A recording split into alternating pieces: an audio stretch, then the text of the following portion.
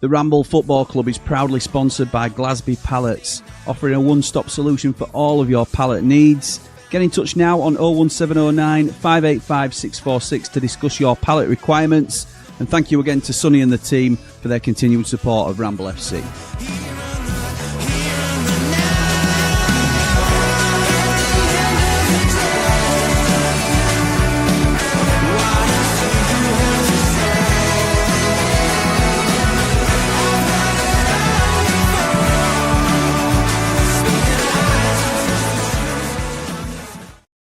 Left to lose. What is happening, people? And welcome back to Ramble FC. I am, of course, Jimmy, and this is Football Therapy. And tonight we are talking about the best England 11 since Italia 90. Spoiler, we've gone back and forth on how to do this. Again, we always like to be completely open and honest. Originally, I'd sort of thought about doing a start, bench, and drop. So, for example, like we've got on the thumbnail, it was Rooney, Kane, and Shearer. But if you want to go two strikers up top, then how do you do that between two positions? Do you do 6 strikers and you start 2 of them, you bench 2 of them, you drop 2? It becomes a little bit convoluted. So, man Mountain rang me today and said, "What are you doing? This is ridiculous. Why don't we just do it this way?" And he's right. I'm a big enough man, both literally and figuratively, to say when somebody else has got a better idea than me. So tonight we are doing our best 11s since Italia 90. So getting all the players in one big pot and picking the best 11 we can. We can choose any formation we like, any player from Italia 90 onwards to the present day, and who can come up with the best 11. Now, there's only 3 of us tonight because Lee's unable to make it, but he has sent his team selection in. So we'll be able to get everybody's teams in. I'll get them all up at the end. You can then vote on who you think is the best. I want you to get your suggestions in as well. Ours are locked in, so you can't persuade us now to go one way or the other. You're not going to affect anything. Don't worry about that. But without any further ado, I'm going to invite my first of 2 co-hosts in. It's Paul, the man, Mountain. This is the view from the mountain with a heart so pure. Man, mountain, strong and true. What a man, what a view. What a man, what a view. How's it going, pal? That's it, mate. Happy days. With a team so strong, it's astounding. Oh, nice, nice. Well, a little play on the... I see what you've done there, but this is just typical. You said to me when we were originally discussing this, don't matter anyway, mate, because I'm going to win hands down. I've got the best team on paper. Absolutely, but nobody's beating my team. Absolutely no chance. And then what happened? I changed it, didn't I? Because I realised... Yeah, you rang me up and you changed it. You said, mate... Yeah, well, we had this discussion about the formation. Changes to... I thought this was the elite 11 that nobody could get near. Yeah, but I'm tweaking a few bits. I need to get so-and-so in, and I need to shift things around a little bit. So, yeah, we'll see. I think, to be honest, mate, and I said it to you at the time, I think yours is the team to beat. I think I'll come close. But we'll see. We'll see how we go because it's a subjective thing, isn't it? So we'll see what people think in the comments. Nice little shirt you got on there, mate. Have you been to a gig recently? I think we both have, haven't we, mate? Yeah, definitely, maybe. I maybe. did the smart thing and bought it in advance of the gig from a retailer rather than going and get my pants pulled down at the stadium. For 45 quid for a t-shirt. For a 20 quid t-shirt. Yeah. Right, mate, let's get the man on the mic in. It's Jord Motson. Jord Motson, the man on the mic, painting the match with a sound so right. Sheffield's pride, every fan can see. He's the voice of the Blades, their melody. Jordy boy, how's it going, pal? I'm well. How are you too? Yes, very well, mate. Thank you. Well, good to see you, our melody. I love it. Oh, honestly, I don't know if people can tell watching the broadcast from wherever they are, but we're streaming this through StreamYard, which is the way we used to do it. The obvious thing is that there's no graphics on the screen that with the new fancy dance stuff that we use. But it also means that when I play the intro music, these guys don't have to listen to me singing along to it. So that's a bonus for you as well, isn't it? As part of the part of the crew.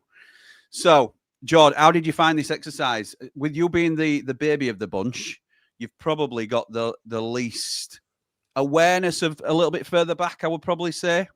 Yeah, because, well, for me, my earliest memories of England, to be honest, are the 2002 World Cup.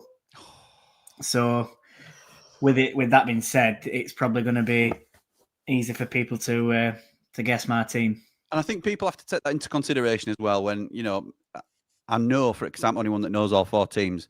I know that me and Paul and Lee have got players in that you won't have had the pleasure of seeing. You've also got a bit of a wild card in there, I would say. Somebody who, you definitely probably didn't see in an England shirt, and I hope you didn't see too much of him anyway, but obviously your connections, it's a very close one to you. So there's a couple of interesting picks.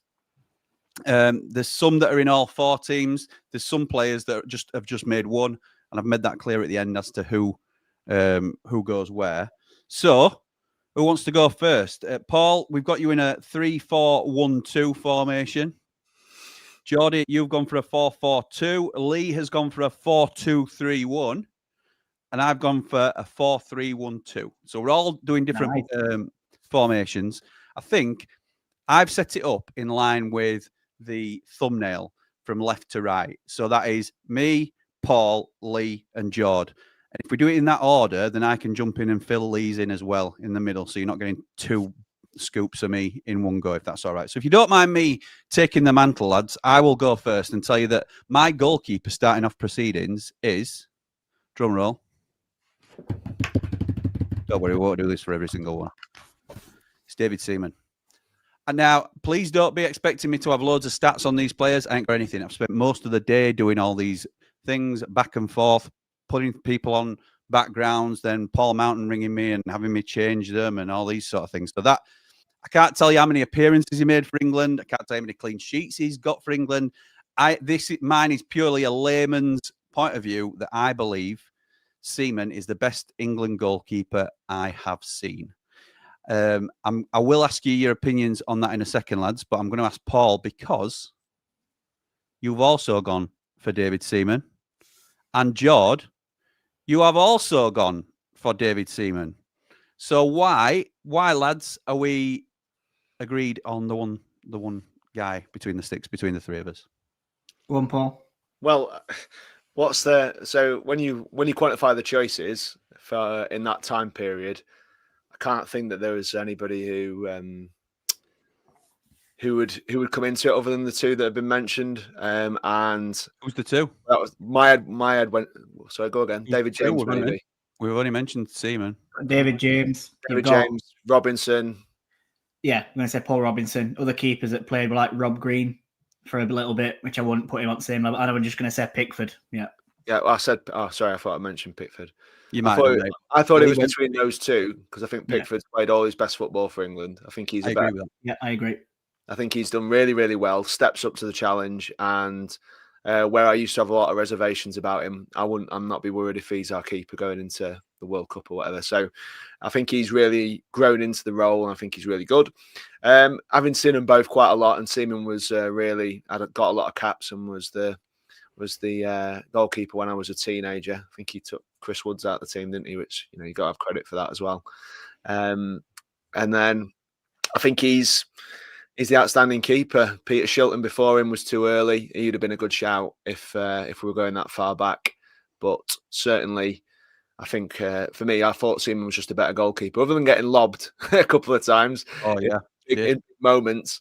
I think he was the most reliable of all the goalkeepers. So yeah, and that's what you want from a keeper, really. I would agree. I totally agree with it. I get a lot of pushback. No, well, you're not, because we picked the same one. So Lee might have more of a point to argue for Pickford rather than Seaman, but I think you've made a good point about both. Really, I think you can argue Pickford is up there. Yeah. I think it's one of those where when we move past Pickford, it might be a more even conversation about how was Pickford and Seaman. But because he's in the present, I think you're a bit more judgmental of those in the here and now, rather than, and we're looking back a little bit with rose tinted glasses on the Seaman golden generation team that Seaman were a part of, essentially. So Joe Hart as well. We forgot about him, didn't we? Joe Yeah, Hart. of course. Joe Hart, yeah, good shout. But I think Pickford is a better keeper than what Joe Hart were. So he goes easily in front of him. And like I say, Pickford's just behind Seaman in my choice. It were a choice between them two, and Seaman come out on top.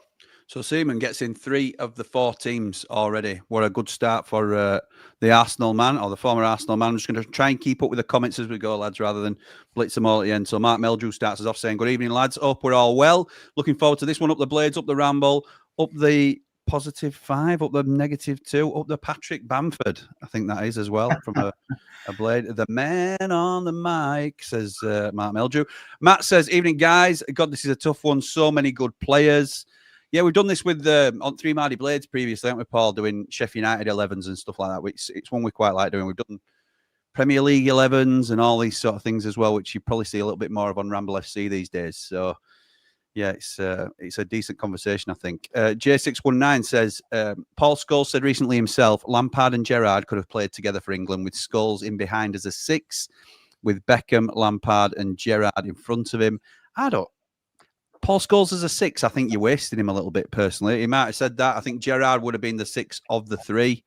But, that's fair enough. Who am I to argue with Scholes here? And Lou says, evening, guys.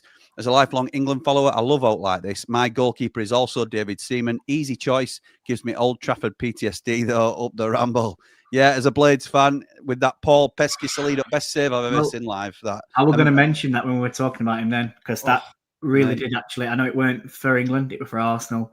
But when you think about keepers and putting Pickford and Seaman together, the save that he made at Old Trafford against United, I think it tipped it for me. And I just thought it makes him a better keeper. Unbelievable save. And at the age he was when he did it as well. For some that for those that don't know, for Jamie Dumpling, if he's watching, that was what it semi-final we were in against Arsenal. 2000 Old Trafford. Yeah, I know I was there with my dad, but Pesky Salido were about 4 or 5 yards out. He nodded a header towards goal. It went past David Seaman, who was like 2 yards off his line, past him, and he clawed it backwards. It went backward. It was a diving save back, and he clawed it off the line. It was an unbelievable save. Unbelievable. I remember it vividly. I was on the floor in a pub in Leeds, the original Oak in Leeds, Headingley. I could not believe it. I was already celebrating, and then he said, "Oh, he saved it." I went. That was my first season watching United. That season that we did triple assault, and I was bang online on Alex Ferguson's stand, online and we jumped up. We thought it were in, and to then when you stop and celebrating, thinking what's going off here, and Jags blasted it off at bar. It's like it were ridiculous. Like it's got to be up there with probably one of the best saves you'll ever see. Yeah, agreed. Mark Meldrew says, can I just say as well, I don't get the hate regarding England and watching them. If you don't like watching them, then don't. Tuchel, you're the one. Oh, geez. Well, if you do like watching England and you want to watch it with some mates, then me and Jord are doing a watch along straight after this. Well, maybe not straight. I think we're on about 7:30 out with Jord, something like that. So we'll be watching England and Serbia tonight. Matt says, I will go with, I can't read the whole team, but I would go Seaman, Kyle Walker, John Terry, Rio Ferdinand, Ashley Cole, Beckham, Gerrard as a DCM, Lampard, Scholes, Steve McManaman, and Rooney. Interesting. Best save I've seen live, along with Pickford against us from Bernie's header in the Prem. Archer's full league debut. What a player Cameron Archer was, by the way. Lou says, I was in line with the post as well, Jord. Opposite side, I think. Godsmack. Yeah. Dave Morwood says, evening, guys. Lots of good players to choose from here. Seaman, Walker, Terry, Ferdinand Cole, Beckham, Scholes, Gazza, Waddle, Pleat, Shearer. Pleat don't get him pre-90. No chance, David. No chance. I can give it rest. But well, some have some strange ideas. I don't know. What can I say? Right. On to I'd say right back. But you're a 3 at the back man, aren't you, Paul? I'm a 3 at the back man. So I'll give you mine first. Mine is Gary Neville. And I don't think this is any surprise. I think if you're playing a flat back 4, he is the favourite for most. You could certainly argue Kyle Walker, like a couple of Blades have done there. But I think for the consistency, the number of appearances, how well he works with David Beckham as well, down that right-hand side, both for club and country, Gary Neville pips Kyle Walker for me, although Kyle Walker were a terrific servant for his country. Paul, you've gone for three at the back. So who's the right side of your defence? It would be Rio Ferdinand. Yeah, there we go. I'm glad you said it so quickly because I'd already clicked on it. So yeah, good. Yeah, Rio Ferdinand, just bit of a Rolls Royce physicality. What just got better and better, I thought, as he got older with his decisions and where he was on the pitch, and he sort of grew into. I think because he had his pace and it got him out of trouble sometimes. I almost think he just got better and better as he went along with the know-how of being a centre half. I just thought he all the way through every year he got better at Man United. I know there were foreign players who've done it plenty before he has, but he was the first centre half I remember consistently being a ball carrying defender and bringing it out of defence and being comfortable on the ball, rather than your Chris Morgan types, the old fashioned centre halves that I was used to see. Even like Jaap Stammer, we played alongside, were a similar player to that, where you just smash your opponent, clear the ball, tough tackling. Rio were a lot more cultured. If it had been Italian, then it wouldn't surprise anybody because of the way he played. Because I thought he were a great player, really cultured player. Lee has gone for a back four, as I say, and he's gone the same as me with Gary Neville. I would assume, or I never like to speak for him, but for similar reasons, due to his consistency and the quality that he consistently provided at international level. Jord, who's your right back in your back four? I've gone for Kyle Walker, which probably don't come as a surprise. Obviously, I've seen more in him growing up, and he was one who were first name on the team sheet at right back. But I kind of went for him as well because I knew you three would probably go for Gary Neville, or more in the sense of you and Jimmy and Lee, because Paul's played a different formation. So I thought I'll just go a little bit different, and Kyle Walker were next on that list, and I don't think you'll probably disagree with that. No, he get a lot of support for that, I'd say. I think he's, like I say, as he got older, his positioning did get better. I thought it did get better. It had to do with he lost a little bit of pace, didn't it, as well? Gosh, I don't know about losing pace. Maybe half a yard, but not much. But he's still rapid today, isn't he? So he did that with Burnley, didn't he? Recently, I saw a Burnley game recently, and he knocked the ball past their left back, and we were all, everyone was thinking, bloody hell, he's lost a yard of pace, and he left him for dead. So he's definitely. I like Benny to do that. That would be nice if Cheo Benny would do that every now and again. And he's a blade, obviously, so he gets a lot of kudos. Yeah, I probably. It were hard between Neville and because I did see enough for Gary Neville, but like I said, I just thought I'd go a little bit different. Soft spot for Kyle as well, isn't there? So I don't blame you, mate. Nobody's going to. I think in the modern game, you choose Walker simply because of his recovery pace. But I think they were better going forward than probably what Gary Neville were. I'd have said personally. I don't know, mate. I like Gary Neville defensively. Neville went through spells of where when he was a bit younger. So Euro '96, anyone who watched that will know that. Like Jim already alluded to the combination with Beckham, he's always bombing. His final ball is a lot better than Kyle Walker's, I'm afraid. Yeah. So in that sense, yes, I think Walker's a weapon because he can get in behind, obviously.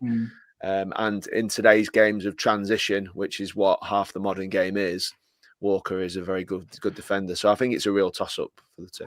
I think Walker's a more natural talent, and Neville's had to work harder at his craft than Walker. Not that Walker don't work hard, and not that Neville isn't talented, but I think it's come a lot more natural to Kyle Walker to be a classy footballer as opposed to Gary Neville being a hard-working one. So I think I've seen Gary Neville actually said, though, like back in his day, you had to be a defender.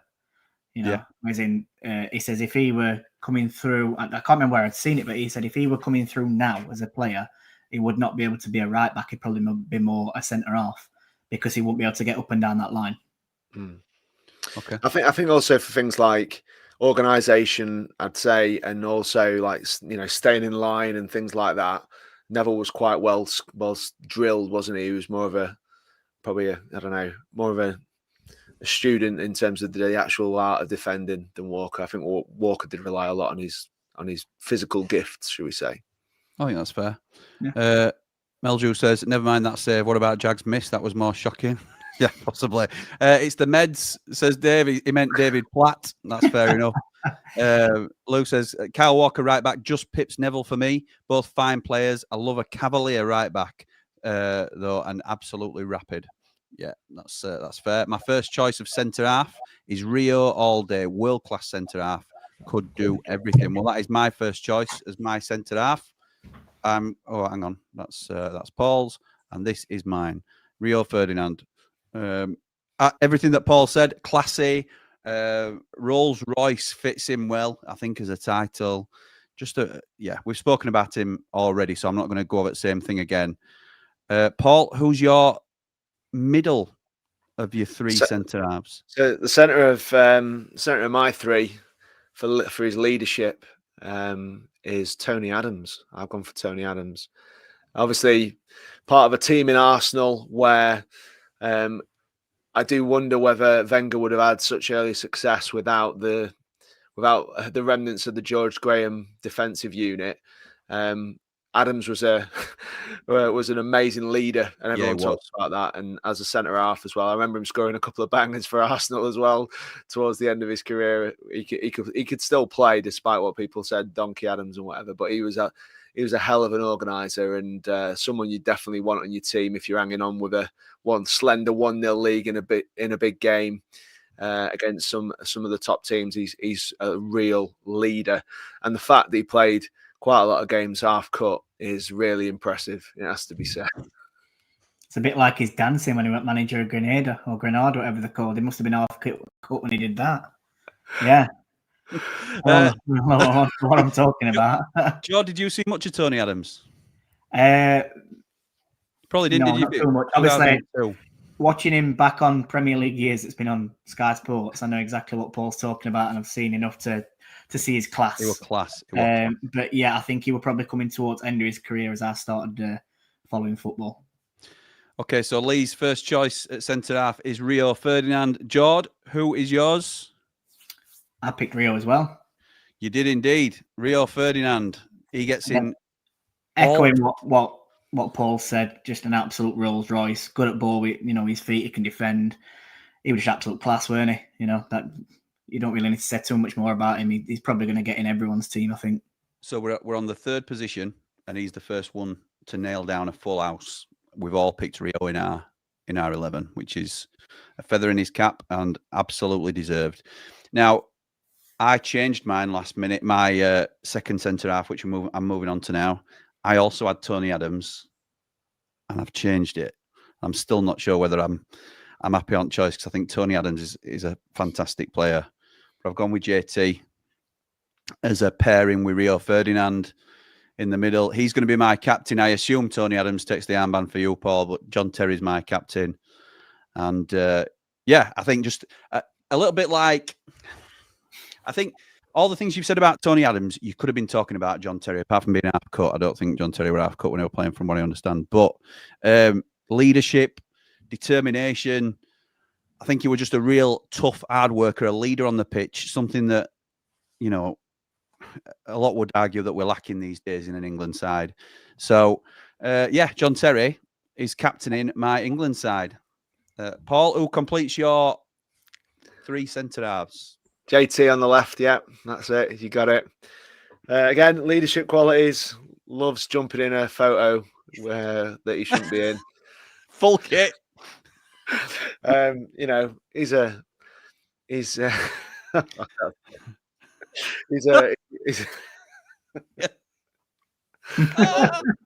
oh dear. He's a good player, isn't he? He's a good player. Yeah. Good mates with Wayne Bridge. And yeah. Him and Rob Edwards, like that. Like, I was going to say he's no Rob Edwards, but he's certainly. Mind your wives, it's John Terry. He's certainly a Chelsea legend and a legend. So yeah, he's good. What a guy. John Terry. Legend, John Terry, mate. He's just a great defender. Like that, the dirty stuff. Hey. Yeah. Yeah, he's a great legend on the bridge. I mean, at the bridge. Sorry. Oh, dearie me. Yeah. Okay, moving on. Lee has halted this John Terry love in to bring you a Sol Campbell. Yeah. Now, I can certainly see the value in Sol coming into a best 11 because he is an absolute unit. Power, pace, probably stronger than any of the three that we've talked about, really, in Terry, Adams, and Rio. You could also argue he's quicker than them all as well. So stronger and quicker than the lads that we've talked about, which is obviously he's a pure athlete, Sol Campbell. I think the other are better footballers, and Tony Adams, who is probably, not the most gifted a footballer, brings it out in other ways. I would say, in terms of nails his place in leadership and organisation and determination.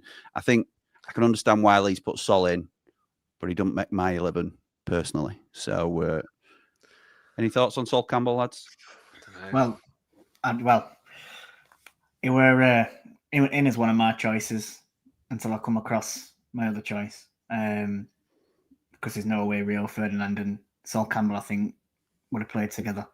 Just don't think it'd have worked personally for me. It makes me want to eat some jelly and ice cream, Sol Campbell. I don't know. But I were gonna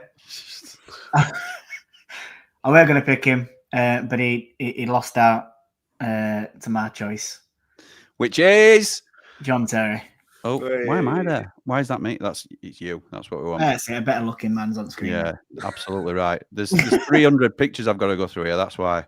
So yeah, JT, he'd be my captain as well. Yeah, just born leader. He was always one of them. I can remember, like this is really going down a level, but like McBurney, we saw him in box. He'd head ball away, from a corner. And for me, John Terry would be that first one there. Ball will come in and he's heading it away, clearing danger.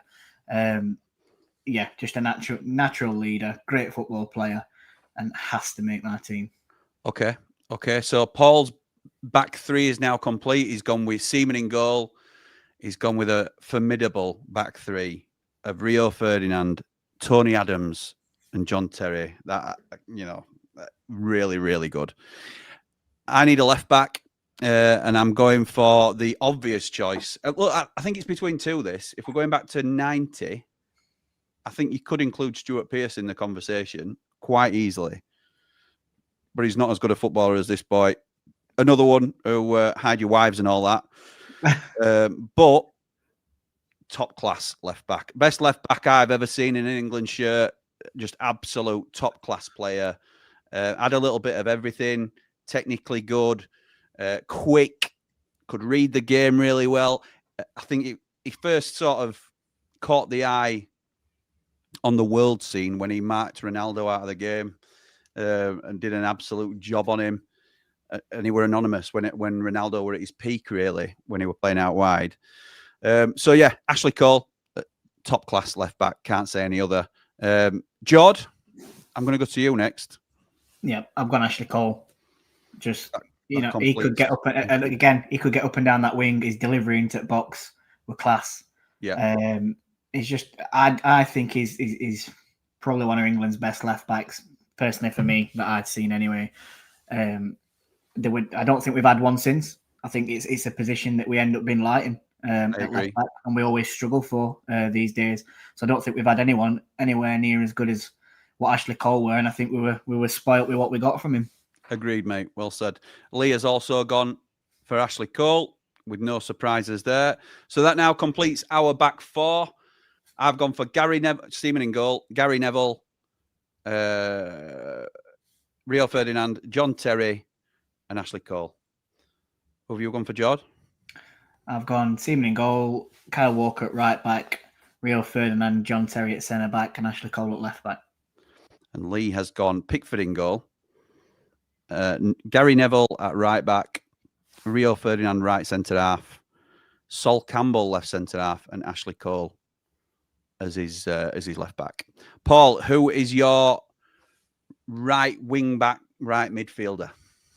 Right wing back, right midfield. Well, it's right midfielder, really, isn't it? Okay, yeah, I'll say that. So well, yeah, it's not for other side though, is it? No, it's not for the other side, but that's about balance, mate. I'll talk you through that. Thank you. Cheers. Try to keep it short.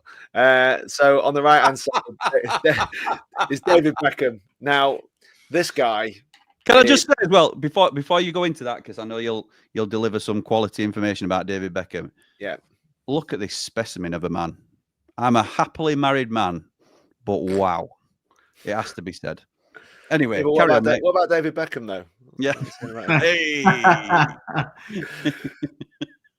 He's the Real Right, Housewives. so Dave, favourite. am I allowed, go on then? Am I allowed? So Dave Beckham, I thought he carried England for about 10 years on his back. He was our best player by a country mile in that England team, and one that again I think rose.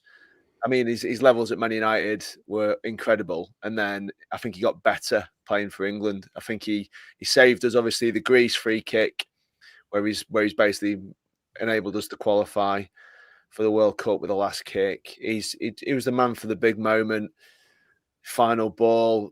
He was just brilliant for England. And where some of the others you look at, you think, well, were they outstanding players in this team who really stepped on in an England shirt? And out of everybody on this list, I mean, David Beckham is your man who did step on and really, really put his foot down when he played for England. You could tell his desire to win, like not just a great ability with the ball in terms of I don't need to he can beat a player, but I don't need to. I'll just whip it in and I'll use my range of passing and the number of goals he must have created for us, and his quality was unbelievable. His work rate is just off the chart in terms of what you're after from somebody in a wide area, like covering. We talk about Neville, covering Neville, helping Neville, etc.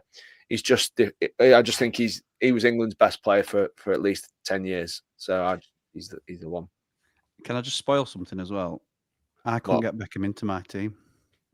You have to spoil it, mate. You just ruin your team. You reckon yours is pushing Paul's team? The fact that you've not put him in, I think. Look, there's some incredible names in my team, but there'll be some decent names left out of your teams as well. I couldn't do it, and Paul's just put a really strong argument together. And I push back against this argument all the time because I genuinely think that Beckham doesn't get the credit for being as good a footballer as he actually was because he was as famous as he was, and sort of people think that he rode his reputation a little bit. He didn't. He was an incredible footballer, and I can't believe I haven't got him in the team. But if you get him in the team, unless you're clever like Paul's done it, then you have to get in a left winger really for balance.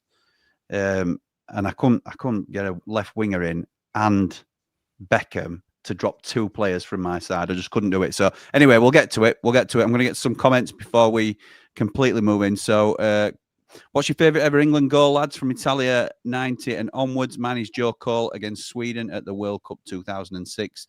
I think the Greece David Beckham World Cup, the Greece free kick from Beckham is my favourite goal. Maybe not the best, but it's certainly one of my favourites. Lads, any choice on best England goal that you can remember? Oh, Gazza with his little flick over at Euro 96 against Scotland. There's three I've got. Three? One you've mentioned. Oh, you got three. The Gazza goal. Yeah. Because that is just ridiculous. And then a celebration tops it off. It's even better.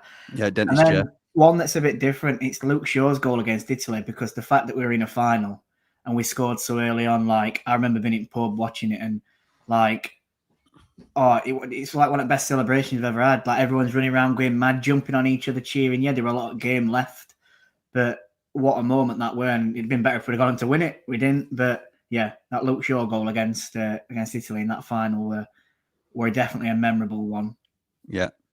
So Michael Owen against Argentina is another shout, where he danced in between about 3 or 4 of them and scored. What's your thoughts, Paul? Can I just say that Jim's nicked that off the comment section? Lucas, I haven't. Oh, Luke's just put it on now. Luke's put it on now. It's splashed up at the Luke's just put it on now. He's been caught out. No, I don't know. No, that's not true. That's not true. Luke, fair play. Great minds. Great minds. I'm not having that at all. That's just terrible timing. Terrible timing. Absolutely buzzing. Connor says, "What do you think of Bamford, Jimmy?" I've been turned a little bit, and I think it's a low risk. Don't mind it at the moment. I'll talk a little bit more about it on Blade Ramble. Hang on, come on. What about my goal? I ain't said that. Oh, sorry. Go on. My goal. Are you waiting for people to comment? And then you can nick it? I don't need to, mate. I know. I'm not nicking the Greece goal I mentioned and the one that Lucas said for you, but that's fine. But I'm going to go for my favourite one, actually. And it still gives me Goosey's thinking about it was the 4-1 against the The Netherlands Netherlands. when Shearer absolutely Oh! rifles it into the top corner like a 4-5 pass move. Sheringham opens his body. That from that right hand side when he gets into Yeah. the box. He nearly put it through net, didn't he? But he didn't need to. But the fact that he just rifled it as hard as he possibly I know. could, straight in the top corner, I was like, that was like, and we were absolutely killing the Dutch, which was so funny as well. I know, and unexpected as well at the time. Yeah, it was so good, like the feeling. But yeah, you're right. Owens, when he scored, I remember I was in my bedroom. I was like, it was one of them where you go on. It was one of them, weren't it? It was just class. Also, I know it won the World Cup, but Gerrard's against Germany when we smashed him in Germany was brilliant. Well, I was just going to say, what's your favourite match you can remember England? Because mine would be that 5-1. I remember being a young lad watching that, and we were getting ready to go out because we were going at a local club that my dad used to go to. I must have been 7-year-old, 8-year-old, if that, whatever. And I remember that game, and even Emil popping up at end to score. Oh. You know, we were so good that game, and to beat Germany 5-1 on, you know, in their own backyard, unbelievable. Collar. I remember my pal, we watched it in one of our friends' gardens, and she had like a big marquee. We were all sat outside in this garden. It was all the setup. And is it Jan Collar scored after about 5 minutes or something? Yes. No. Yeah. What his name? Jan there. Vanka. Vanka, what it? Vanka, begin with a J. Yeah, it might have been him. Is Something it him? like that. I think it were. One of them. Anyway, massive German centre forward, weren't he? Bald guy. And my mate turned to me and goes, "Welcome to the worst party in history," because we were having a bit of a party, and it was like, "Oh my gosh!" And then it just went off after that, obviously, with the goals flying in. Lewis says, second centre half for me, Sol Campbell, unbelievable ability to read a game and physically dominating. We've had loads of good ones, though. Matt says, good choice, Paul, with Tony Adams. Forgot about him. Beast, I think he's going for, but he's actually said breast of a defensive. Put his head where it hurts. Ashley Cole, left back for me, says Lewis. Best one we've ever had. Gets in both 11s again as well. Yeah, he does, yeah. Cole against Ronaldo in Euro 2004 was incredible. Yes, it was. Yeah, 100% best left back England has ever had. Easy choice, that one. Luke's copied me and said Owen against Argentina. Fair play, Luke. You know, great minds and all that. I'm with Jimmy on the back five. Of course you are, because we are on the same page. And definitely Beckham on the right. That partnership with Genev was great for club and country. Platt against Belgium in 1990 on a technical level is one of the best England goals ever, says Lewis. Anyone that hasn't seen it, YouTube it. Incredible goal. Volley. I was way too young for that. I'm way too young. Platt against Belgium, says LA Blades. PS 5-1, even Heskey scored. Neville to Campbell. Volley. Brilliant. Copying me, dear, because I said even Heskey. Yeah, he is. He's copying you. He's copying you. And I can't even see these comments.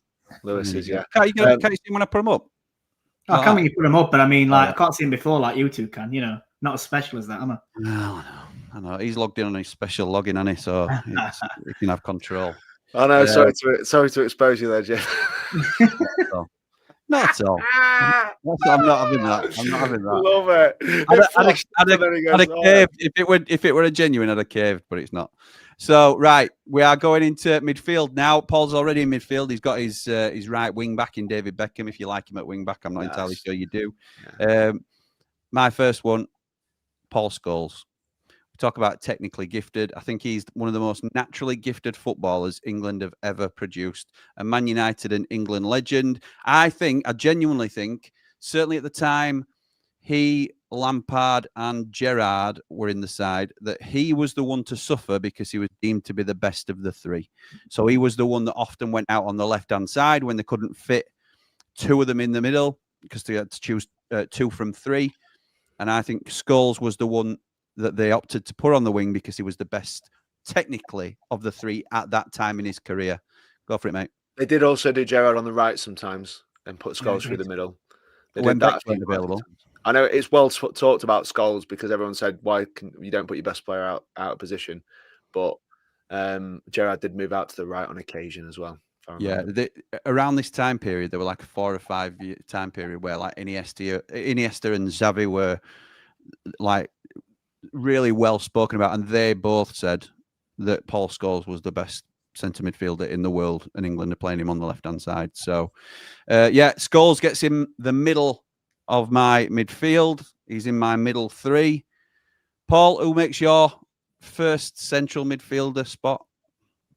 Well, you've had Scholes, haven't you? So we've had that where everyone's. I'm going for Scholes because you've got Scholes in yours as well, haven't you? Yeah. So just the dictating play, running the match.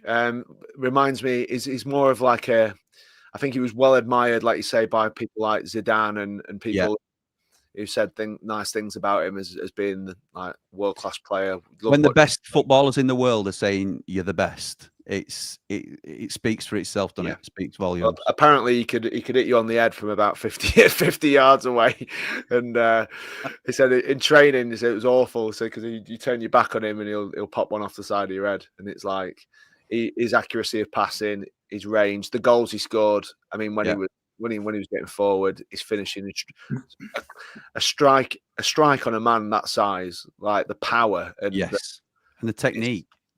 Technique. It's just insane. And like I say, ran a game more of a European style sort of midfield player, someone who could definitely have gone anywhere in the world and been an absolute, first name on the sheet. So I think Scholesy, he could do everything as well. Tackling. Some of his tackling was a little bit sus, but we forgive him. We forgive him that. Jord, you're moving on to your right wing now, your right midfield. Who have you pipped for on the right? Obvious one, Golden Balls. It's David Beckham. Yeah. Captain England. He, like you said, that goal against Greece. It's just, for me, the ball, the deliveries that he could put into the box, and even from like probably 50, 60 yard away, the whip that he could get on it, he could pick a player out. It's going straight to the opposite side of the pitch, 50-yard ball straight across. He'd switch play. Just a ridiculous footballer. And, he's one of my favourite players. One that when I first started playing football, I played out on wing. Wanted to be number 7 because, he was number 7 at Man U. I wanted to play exactly like him. There were 2 players. They were him and Michael Brown, purely because of, Sport United. And he was number 7 as well. But, David Beckham, just an absolute icon, and probably like what I could say is a football hero to me, to be honest. Yeah, spot on. Great shout, that mate. Right, so where do we go from here? Lee has gone for his first centre midfielder, and he has obviously gone. I say obviously, but he's going to get a mention with most of us, I would think. Steven Gerrard is Lee's first central midfielder pick, and that lines up with my second centre midfielder pick, which is Steven Gerrard. Obviously. So sorry, I'm confused because I've got to look at the icons in the bottom corner to tell me whose team's what. So Stevie G. Lee's gone for him as his first selection in midfield. I've also gone for him as my second of 3 for me. This man could do everything. I don't think his technique was quite at the Paul Scholes level, but he wasn't far away at all. He was more gifted as an all-round footballer, I would say. He could, if you needed him to be a 6, he was a world-class number 6. He was a world-class number 8. He would certainly do a job in the modern-day number 10. Like Paul says, he would also have to do a job out on the right-hand side at times. He played there for Liverpool on the odd occasion as well when they needed him to. He was a complete midfielder, and he was an absolute joy to watch in an England shirt. Obviously, Liverpool fans will say the same about his club success, but Steven Gerrard, just an absolutely incredible footballer and goes down as an England icon for me. I think he was a brilliant, brilliant player. Any more to be said, lads, about Stevie G? No, he's in mine as well, so I agree. He's in Paul's. Yeah. Another player who can pick you up when you're on the floor, pick the team up when they're on the floor. Just outstanding world-class player. Whether he had his best games for England, I don't think he did, but his quality is just too good not to put in for me. Yeah, agreed. Yeah, agreed. I would have had him in, but I knew again this was similar to Kyle Walker choice because I thought you 3 are definitely going to pick Gerrard, and he probably would have got in my team. So I just thought I'd go a bit different, and I've got my Frank Lampard. Obviously, this was where they said that Lampard and Gerrard, couldn't play together. I don't know how and why it didn't work, but I looked at purely on goals scored, and Stevie G, I think he played 114 games and scored 21 goals. and Lampard played 106 and scored 29. So he had the better goals to game ratio. Scored 30 if that goal had been allowed against Germany. Well, yeah, and it should have been. Yeah. If we've only had VAR then. So I went for Frank Lampard just to, again, be a little bit different. No complaints from him. In fact, Lee's gone for Frank Lampard, and I've gone for Frank Lampard as well to complete my midfield 3. I just think you're an outstanding footballer. In terms of, we talk about the technical ability and power that Paul Scholes created, I think he's an incredible number 8. But as a goal-scoring midfielder, you don't get much better than Frank Lampard. His record is, I would argue, is better than. I don't know this because I haven't checked again, but you would argue, you would imagine it's better than Scholes and Gerrard. You would imagine that for his club, he'd scored more goals for his club than Gerrard and Scholes. And I know this is an international team that we're picking, but I think he justifies his own pick in this side for me. So Frank Lampard completes my midfield 3. That is Steven Gerrard, Paul Scholes, and Frank Lampard in the middle 3 for me. Lee is going to go. Oh, he's gone for Lampard there, and he's also going to complete here. No, let's go with yours, Paul, next, because you need to complete your left-hand side, don't you?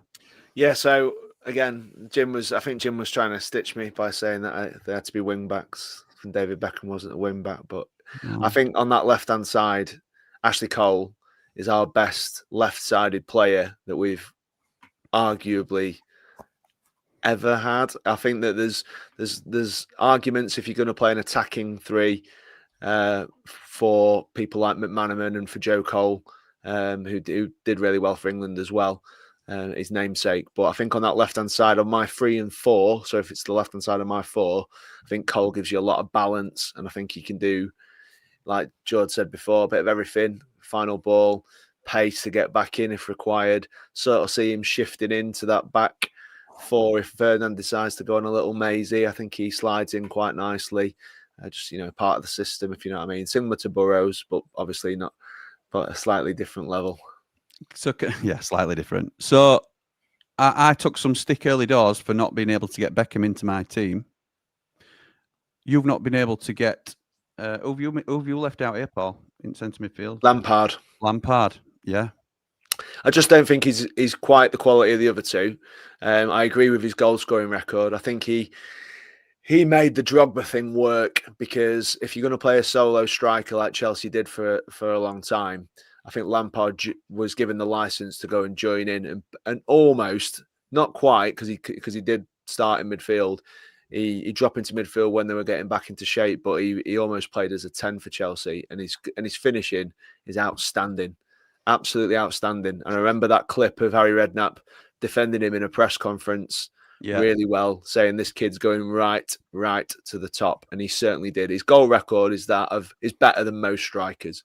So that tells you everything you need to know about his finishing. Do I think technically he's as good as Gerrard and Scholes? I don't. Hence he didn't get in my team, but there's no he's not good enough shouts from me. Yeah. I know we're all being very nice to each other here. But he's a great player, Lampard, and but for Scholes and Gerrard, he'd be in it. So yeah, he would. Okay, so Lee is going 4-2-3-1. So you've got his back 4. His midfield 2 was Gerrard and Lampard. He's going for his right-hand side. He's also gone for golden balls. That's 3 sides that he gets into, and not mine, for the reasons that you guys have already mentioned. And then from there, it's an interesting one, because George, you've got this man as your second centre midfielder. But it's not the last time he appears on this show, obviously. Who have you got? You're the first one to name him, but you won't be the last. Who's next in your team? Going? Gazza makes it into George's team alongside Frank Lampard. Yeah, an absolute legend. And he could do absolute wonders with that football. It'd stay close to his feet. The goals he'd score, he'd dance through players, just a natural talent. And again, you're talking about Tony Adams playing half cut. Well, this man played half cut probably every single game. And look how good he were. Look how good he were. So, yeah, absolute legend. And if you speak to most people that are probably, that are older than me as well, they'll say how good he was. And I think a lot of games I remember with him. The game I remember, one of the games I remember with him, he played for Burnley, so he was coming towards the back end of his career. And I'd love to have seen him playing, at Spurs and for England more. But I just, even from what I've heard and videos I've seen, incredible. He has to get in my team. Yeah, absolutely incredible. Proper maverick of a player. Just absolutely unreal. And say it, Jim. He's in all four, isn't he? He's in all four teams. He's in all four. I know you didn't. Oh yeah, you did know Lee's team, didn't you? Yeah, because he's put it in group. But yeah. So he's obviously got in mind. You didn't know my team, but he's in my team. So he's my back four and my three. Well, just in front of the three in the modern day 10 for me is Gazza. If he occupies that position for Paul as well, as is 3-4-1-2, he is in the 10 for Paul, and he's also made it into Lee's team as well. With absolutely no apologies from anybody. I think George explained it really well. Absolutely quality player. Gazza makes all four sides. So we are now 3 players up on a player each up on Jord. Jord, we've got 2 players left. Jord, you've got 3. So who's on your left-hand side of midfield? A notoriously difficult spot to fill for England over the years. I wanted to go different again. I've tried to put players in that I know people would choose or I wanted to choose. If you're a Sheffield United fan, look away now. You can't do that. I would have picked Joe Cole, but I decided to just throw one in for opposition of our rivals, and I picked Chris Waddle. Look at that, Dave. I love it. God, why have you gone for Chrissy Waddle? Because of that hairdo. No, to be fair, he's got a wanderer left foot, hasn't he? Yeah, and I think if you're probably speaking to Wednesday fans, they're going to have him in their England team, aren't they? He does a lot. He does a lot for Sheffield as well. One of the best players they've ever had. Yeah, absolutely. Yeah. Obviously played abroad, did class abroad, did well when he played for England. Probably didn't get as many caps as he probably should have, really. I don't think he got a shed loads, but maybe in this day and age, he might have. But yeah, I thought I'd go different. And take him off the pens, though, yeah. Second, sorry? Take him off the pens. Yeah, definitely take him off penalties. We don't want him on that. Right, Paul, spoiler for you, mate. Me and you are at same here. Our last 3 are the same. So Gazza was the first one. Do you want to name because we've got 2 up top. Do you want to name one of the strikers? Okay, I'll go for Uncle Alan. You can put him on next, Jim. Gets the nod for me, just because of, I don't know whether it's because of when I was growing up and my memories of England, and I've always spoke about a great goal that he scored for us. I think he was just an all-round amazing striker. Everything about him. Hold up play, bringing people in, amazing in the air, tough as old boots, finishing incredible, hit the ball like a rocket nearly every goal. He was just unbelievable, and 260 goals. Had a bit of needle about him as well. About 10 seasons, 26 a season, and something like that at that time as an average was just unheard of, nearly. And just ridiculous ability. Gets the nod over another one who I know I know George's going to probably talk about in a sec. Just for me, and I just think I think I just preferred him because I think he was just a bit more of a bit meatier and had a little bit more. What I'd say is a proper number 9. Yeah, he is. Good shout. Yeah, definitely. Brilliant player, Shearer, for England as well as club, his clubs as well. Brilliant player. Loved him as a leader. Like you, Paul, I've got nothing but fond memories of Alan Shearer. Would have loved him. It was part of the team that we supported through England, but would have loved him playing for our club in terms of you just leading the line and just Top player. I'm going to go to Lee's next because Lee is completing his midfield. He's gone for a left-sided player as well. So he's gone Beckham on the right, Gazza in the 10, which incredible, Gazza in the 10. Phil Foden on the left-hand side, which was a surprising call. And look, in years to come, it may appear to be a masterstroke of a call this because Phil Foden has got undoubted incredible ability. I don't think we've quite seen the consistency from him personally yet. His ability can't be brought into question, but I'm not convinced he's in a best of all time 11. Maybe Lee was just struggling with the formation, trying to get somebody in. I don't want to speak for him. Any thoughts on Phil Foden in this side, lads? I don't think we've seen that many good performances from him in an England shirt. If I'm quite honest, he's one that's disappointed me. You think you see it for City, and maybe that's because at the time when he's played, he had better players around him at City. But me and my mates talked about this, and we said that he's the one that we expected to kick on from start in an England shirt, and I don't think he has. And I think he's got a lot of work to do to get back in England shirt. I've just seen team, and he's on bench again tonight. So yeah, I don't. Like I say, Lee's obviously got his opinions and maybe struggled, or he genuinely thinks that he should be in. But for me, I don't know. I don't think he comes nowhere near an England best 11 at the moment, unfortunately. No, I don't for me. Paul?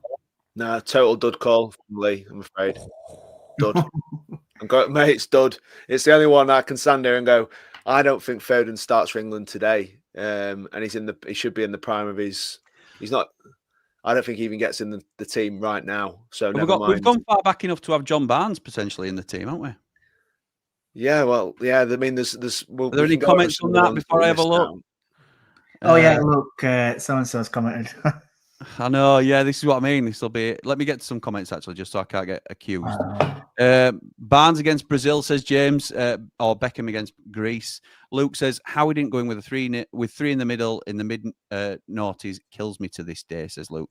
Scholes likes a good tackle. He wasn't very good at it though, was Paul's point, because he was a walking red card, that boy, when he went for the tackle. Fran says, in the words of Roy Keane, nobody wants to grow up and be a Gary Neville. Kyle Walker all day, every day for me. Lewis says, middle of the pitch is tough. So many great ones, but mostly 8s and 10s. Scholes is a must. Agreed. As is Beckham on the right. Need to get Gazza in somewhere. Paul says 5-4-2, and you can get him in. Like I did. You could. Or you could have him as a wing back. Paul says 5-1 against Germany. was called into work that night while working freelance in Germany. I insisted the boss bought the beers and set up a TV in the studio, or I wasn't going to work. Nice one, Paul. Up the blades, up all the rambles. Like and subscribe. There's no slipping up with Gerrard. Nice, Dave. Nice. I think it has to be a 4-4-1-1 midfield of Beckham, Scholes, Gerrard, and Barnes. Realise post Italia 90 was the back end of John Barnes, but I still think he was better than anyone since him. Class. Steve McManaman was a class player on the left-hand side. Spoiler, Man Mountain had him in his provisional team, didn't you, pal? McManaman made your team as well. Yeah. Kane goal against Germany at Wembley was brilliant as well, says Mark Meldrew. Jord's in good with the missus tonight, says David. I don't know what's in good. Don't know. No, drop Barnes, says Lewis. Christmas tree with Beckham, Scholes, Gerrard, midfield 3. Need 2 10s. Waddle. Was that just for Mrs. Motson, Jord? There you go. That's what it is. That's why you're keeping in, aren't you? It was quality to be fair. She was downstairs when we first come on, but she's gone upstairs, so she won't have heard that. So I'll make her watch it back. Get them. This isn't a bad shout. Beckham, Scholes, and Gerrard in a midfield 3. He's then got Gazza and Rooney in the 10s behind Kane. Loved Shearer, but think Kane is England's best ever striker. Any shout for Gary Lineker? I think it's a little bit like Barnes. It's back end of his England career, isn't it? Though, if we'd gone any further back, then he's got to be in with a shout. I'd have Ogbenny on the left instead of Foden, says Mark Meldrew. Oh, my goodness me. Right, okay, so just to catch everybody up, I'm going to give you my first striker choice. Paul's already mentioned him, Alan Shearer, absolute legend. I think we touched on that I'd picked him as well. Jord, who's your first striker? My first striker is Wazza. It's Wayne Rooney. Rooney for Geordie boy. Come through, didn't he, as a young lad? I remember we're at Euro 2004 when we were pinning all his hopes on him, and he was like 17-year-old, and then he got that metatarsal injury, didn't he? And he he had to come off. But yeah, what an absolutely outstanding player for club and country. Again, natural talent. It just seemed to come to him naturally. And when he got on ball, especially in front of goal, you expected ball tip back at net. He was just different gravy. Did captain England, and until someone else took it, it was England's all-time leading goal scorer, weren't he? So yeah, it's probably people are gonna realise who my next choice will be, because I'm going for all-time leading goal scorers. Okay, Paul, what do you think to Wayne Rooney? Yeah, absolutely. Yeah, makes our teams, doesn't he, Jim? Makes your team, makes my team, and also makes Lee's team. I think after Gascoigne, I think he's one player that could do everything. Yeah. So he could, in terms of talent-wise, I think he's the most gifted, probably after Gascoigne, who I do believe is our most naturally gifted footballer that I've seen play for England.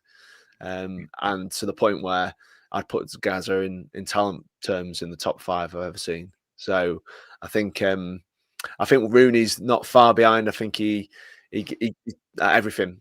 He can score any type of goal. He drops in. He can play with his back to goal. He can run on. Like you said, he had probably arguably his best tournament when he was a kid. When he got injured, and that was the end of our chances, effectively, weren't it, in that particular competition? So yeah, it was. I just think his record speaks for itself. Everyone who played with him always talks about him as the best. I think if you ask anyone around the world, any other fan from anywhere in this world, you ask for an England legend, and Wayne Rooney would pop up as that. Yeah. So, and time will be kind to him as well, in terms of the same way we look back on players like Gazza and Gerrard and these sort of, and Beckham as well, and players like that. But so we have now completed 3 of the 4 teams. It's just left to Jord, and we'll go back over them in a second, but it's just left to Jord to finish us off with his final striker. I've gone for Harry Kane. I think England's all-time leading goal scorer. How can he not make a best 11? He's just different gravy. Yeah, Jimmy might turn around and say, yeah, but Alan Shearer has scored against Lithuania, but end of the day, you can't help the teams that you're playing. What I said in the chat. Yeah, you can't help the teams that you're playing. You've still got to put the ball. No, you can't. That's right. No matter the competition, who you're playing, right. And Harry Kane does that. And if we play without him today, if Shearer scored against, if Shearer played against Postman and Milkman every international break, then there's nobody that catches his goal record. And because Harry Kane's been able to, because there's now stuff like the Nations League, I am not diminishing what Harry Kane's done. Harry Kane is a solid third choice. And I've picked 2 strikers, Wayne Rooney and Alan Shearer, who it is no shame to anybody finishing behind those. Harry Kane's been an outstanding player for England, and he will continue to set the bar in terms of the goal scoring record. But as players, I just rate Rooney and Shearer higher personally. So that's the only reason. I could ask you though, Jim, there, and I don't know these stats for thinking, but didn't Billy Sharp score more goals in League One for us than he did at Championship level? So then, if you're picking a United best for 11, us, maybe. But then would you then pick? He scored more Championship goals than League. Brian Dean scored more Premiership goals than he scored. It's not necessarily the better player, though, is it? When you're doing a best 11, I suppose it's how they when you're doing a club 11, I would say it's how they impacted your club rather than the better players. Because if you could argue that, I don't know, there'll be players in there that there's better players. You wouldn't pick Illiman and Dye, would you? You might in a best United team ever. He'd go in mine. Well, he might. I've seen it United, what I'm saying is, for those that have had fleeting times with the club, there might be better players. You wouldn't put Morgan Gibbs-White in a best 11, would you? But he'd probably he's probably one of the best players that we've ever had play for us. So there's all these sort of different. I think it's. I'm actually quite pleased Joe's put him in, because I think it's right that somebody puts him in. I agree, because he is that good, and it is that close between him and Shearer. For me, in terms of the type of goal scorer they were, I think Rooney gives you a different ingredient if you're playing 2, but certainly Kane's been unbelievable, still doing it, isn't he? Knocking him in for fun in Germany. I think his record speaks again for itself, but just as an all-round, it's just opinions. Of course it is. If someone said if you put them on the same pitch for 10 matches, you could toss a coin as dude score more goals. So it just, it is one of those really. I think there's a few mentions I want to have in there as well, because strikers for England, we've gone through feast and famine as supporters of England. When you think we had Andy Cole, who was pulling up a lot of trees at one point. We had Les Ferdinand, who couldn't get a run. Brilliant. We had Ian Wright, Teddy Sheringham, in and out the squad for England because he came along at the wrong time. Chris Sutton never got a sniff, and he was good, although not in the same class as some of the others. I don't like him. We've got Teddy Sheringham, who did well for England. You've got Peter Beardsley. There's so many good forwards. Talent-wise, Matt Letizia. I know we met him recently, Jim, and I did say to him, he was just phenomenal. He was, mate. Like I said, on the day we were going to go and meet him, I showed my son the bloody highlights reel of his best goals. Yeah. I'm telling you now, if you can find anyone with a better 10 best goals than him, he's a walking highlight reel, isn't he, Matt Letizia? Yeah, mate, it's ridiculous. So yeah, I think there were so many good strikers, and these were and Kane, and I still think Kane's on another day. I might pick Kane because he's that good. So I think it's just about who you prefer, I guess. I think me with Kane, the older he gets, I think the better he's getting, personally. Well, he scored something like 23 for Bayern this season or something. It's ridiculous. Last so many seasons, he's been hitting like 30 a season. It's hard to do that in top divisions for any player. Joe, that's really hard to say though, because he's playing with better players now, isn't he, as well? So he's playing in a better team who are dominating more games than Spurs would. So well, just have a look at this then, lads. There's so many metrics in there; it's difficult to say. Yeah. So this is obviously, as it says on the tin, these are the 4 teams that we've picked. But I've also highlighted players. They've got a gold circle around them if they've been picked in all 4 teams, a red circle if they've been picked in 3 of the 4 teams, and a purple circle if they've been picked in 2. So Seaman in 3, Neville in 2, Rio in all 4, John Terry in 3, Ashley Cole in all 4.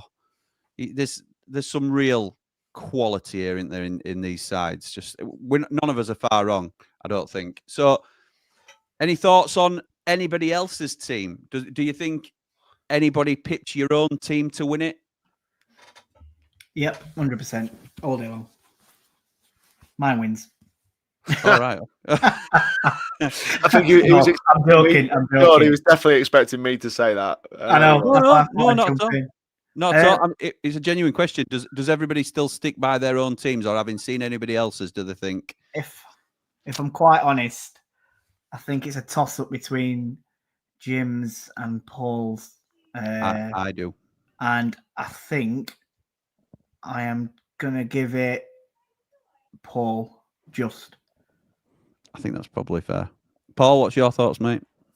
I think I win. Yeah. I think that, again, 2 good teams. I think they're very, very similar, aren't they? I think you've got Lampard, where I've got Tony Adams, and that is... Gary Neville and Neville as well. I think you've got Tony Adams. You've got Tony Adams and Beckham, and I've got Gary Neville and Frank Lampard. You see, I think that's where you're losing. That just does it for you. Got Beckham. You got to have Beckham in England. Yeah, and that's where Paul wins it for me, Jim. I think that's. I don't mind that. I don't mind that. That's probably about right. Let's just get to the final comments. Listen, you can put in your comments now because we're going to move on to predictions coming up, so we can have a little look at Robbie Fowler as well. Matthew, thank you. Oh, Robbie, yeah, of course. Yes, so we're going to get some comments and just catch up, and then we'll bring our platinum representative in as well. Where did we leave off? Any shout for Gary Lineker? No. Mark Meldrew says, when Rooney came onto the scene, it was one of the best talents I've seen. That Euro 2004 tournament was incredible. Yeah. Go on, Wazza. Matt says, Rooney, on his day, the best player England has ever had, I would say. Mark Meldrew says, nobody's picked David Nugent, 100% goals to game ratio. Yeah, that's true. Lou says, I've seen Rooney live 4 or 5 times, and honestly, guys, probably the best player I've ever seen live when I put the performances together. The first few years of his career, you couldn't shackle him. That first tournament he was in against Croatia, they were terrified of him, and he was a kid. Yeah. 100% agree with Jim. There you go, Matt. Top man. Agreed, Jord. Harry Kane is nailed on for me, says Lewis. The number of goals and length of service plus the depth into tournaments with him in the team, different gravy. Luke says, I'm taking Kane over Shearer. I just think his all-round game is better. And if he had stayed at Spurs, he'd have taken that record off Shearer too. Billy Sharp's better than them all, says Lewis. Robbie Fowler was class as well, like Matthew was rightly mentioned. It was. And Matt says, sorry, I think Paul's team wins it for me. What a team, pal. Yeah, it is a very good team, I have to say. A very good team. Well done to Paolo, who often just pips me for these sort of things, which I'm not bitter Must have been taking tips from Dave the Nose, because it's Paul the Nose now, isn't it? It sounds like. No, Dave the Nose really knows, but it's Dave knows. One of them. So we now move on to, and to be honest, without Lee here, this could be an absolute shambles, because Lee is the one that takes all the scores, keeps track of where we are with everything. Let me have a look at the league table at the minute. Please don't. Yeah. So the league table, the leaderboard. So we're doing a predictions league, and it is all 4 co-hosts against each other, and also the Platinum Ramblers are involved in this as well. And I'm going to go from 5th to 1st. Bottom of the league, propping everybody up, is Jord Motson. It's no longer myself. I got a 3-pointer last week. All I'm doing is copying what Mrs. Motson's team are doing, propping the league up. So I feel sorry for him. Jord is bottom on 9 points. Myself and Paul are joint third, I'm saying, on 10 points. That's how it works. Second is the Platinum Ramblers on 13, and way out in front is the man who keeps the scores. I don't know whether this is something that we have to keep a closer eye on, lads. It's Lee. It's Bald and Brilliant. That's our Lee. Well, he's bold and brilliant. So football genius. It's Baldly. Love that. Well, somebody else was bald and brilliant, but we can't obviously give him that moniker because it's already been given out. Bald and positive. He's bald and positive. Yeah, we can go with that. He's representing the Platinum Ramblers. It is, drum roll. It's Positive Brett. How's it going, pal? All right. All right, thank you, mate. How are you? Who put the ball in? Surprised I can hear me. I know, I can just about hear you, mate. Sorry, I know you've been waiting a little while, haven't you? But I've been enjoying it. Wallpaper, Brett. It's good, mate, that. Who put the ball in Wednesday's net, Brett? I tried to put an England one on, but it won't let me add it. Rian Flipping Brewster, I think. Go on, Brett, lad, says Mark Meldrew. He's cheering you on, pal. So, you know the standings. You are second in the league, Brett, currently, you and the Ramblers. So you're representing this week, and it's a tough ask. So I don't know your scores, and I don't think you know our scores. No. Do you know the games that you've got to pick? Yeah. Did Lee give you those? So you're already prepared? Yeah, I know what scores I went from. Yeah. Our scores are nailed down. So I'm going to ask you to go first with these scores, Brett, because if we give you our scores and you're on the fence with any of them, it could be swayed, whereas none of us guys can sway our score predictions at the moment. So if you've seen my betting record, I just take whatever somebody else does. Fine. So what game did you bring to the table on behalf of the Platinum Ramblers, pal? Gillingham Crawley. Gillingham versus Crawley. And what score do you think Gillingham versus Crawley will be? 1-0 Gillingham. 1-0 Gillingham. I've also gone 1-0 Gillingham. Paul? 3-1 Gillingham. Jord? 2-0 Gillingham. And Lee's gone 1 apiece. So that's not going to be a deal breaker, that one. If Gillingham win it, then obviously there's not much movement in the league. Jord, do you want to go next? What game have you picked? Don't give me a score, but what game have you picked? I went with York versus Morecambe. You did indeed. Brett, York against Morecambe. What are you going with, pal? 3-1 York. Okay. Jord? 3-1 York. Have you been copying me, Brett? Yeah, I think you might have. Great minds. Mr. Mountain? 1-0 to York. I've gone 2-0 York, and Lee has gone 3-0 York. Okay. Right. Strong for York there, aren't we? We are indeed. Mr. Mountain, what game did you pick? Luton and Rotherham. Brett, what are you saying for Luton, Rotherham? 2-1 Luton. Paul, what are you saying? 2-1 Luton. Lee's gone 2-1 Luton as well. Jord, what are you saying? 2-2. I've gone for a Desmond. Desmond from Jord, and I've gone 2-0 Luton. So let's hope I can get a perfect score with that and start moving up the league a little bit. Lee has gone for Notts County versus Harrogate Town. Brett, what's your score prediction for that, pal? 2-0 Notts County. 2-0 Notts County. Paul, what are you going for? 2-0 Notts County. Jord, what you gone for? 3-0 Notts County. Lee's gone for 3-0 Notts County, and I've also gone for 3-0 Notts County. So that's not going to be a mover, is it, either? So there you go. And my game, this is going to be the decider, I think. My game is MK Dons against Salford City. Brett, what have you gone for, pal? 2-1 MK Dons. Okay. Jord, what have you gone for? 2-1 Salford.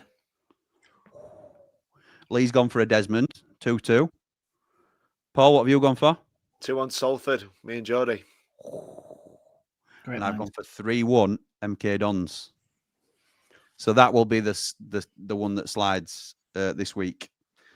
Brett, thank you for that. Thank you for that, my mate, coming on and representing. We will soon find out after this weekend how you've got on in representing the Platinum Ramblers. Hope you've not let them down.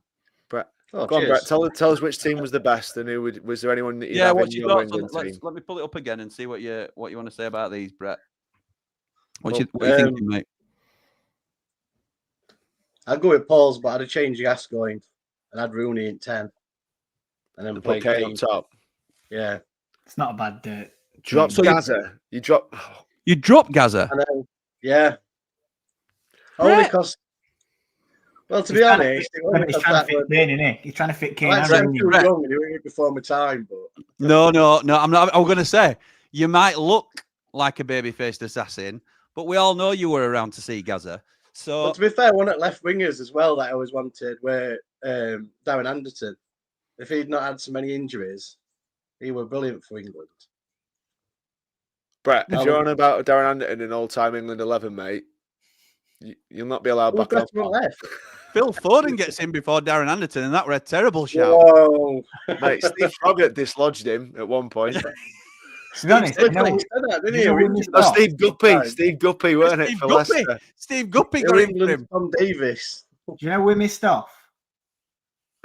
We missed two crucial players off. Who's And it that? was from Mike Bassett era. Ron Benson and Dave Edges. Benson and Edges. Oh dear. Right. So Look at But these to be lads. honest, I took my inspiration from Mike Bassett because I played 4-4-2. you did indeed. Go on, Wacko, Um, lead him out. So Brett's saying that Paul wins, but he's also said that if it were up to him, he'd have Darren Anderton in and he'd be dropping Gazza. So I think that probably harms Paul's assessment more than anything else. But there you go. Mark Nick Meldrew's put Buckby in the 10. he's he's put 1-0. Good shout, Brett. Don't know which one that was for, to be honest, Brett. But he does say it's going to be 1-2 to Rotherham. Gillingham possibly. Yeah. Cheers, lads. Great show once again, says Matt. Let's get Nick Barmby into. Yeah, Nick Barmby in your best 11, Brett. Yeah, just behind Anderton. We're sharing him in the 10. Irish Ogbenny for that's Anderton, right, says so, yeah. Matt Meldrew. Right, thank you everybody for joining us, including Brett waiting so patiently behind just for that little 15 minutes there. Not even that, I don't think. So let us know in the comments who you think won. I think it's a common consensus that Paul has gone well in this, which is fair. I think when he read the team out to me, I did say the same to him. I thought it was a very, very good team. I think I've run him close. I don't think Brett had run any of us close, just from those little snippets that he's just said there. Keep it, Ramble FC, because in 10 minutes, me and Jord are back, and we're going to be doing a watch-along of the England game. So hopefully this has whet your appetite a little bit for all things England. We can forget about Sheffield United for a little while, and we're just going to enjoy the next couple of England games on Ramble FC. So join us at 7:30. Myself and Jordan will be there. And yeah, that's about it for this show. Anything else anybody wants to say, lads? We will be playing 4-4.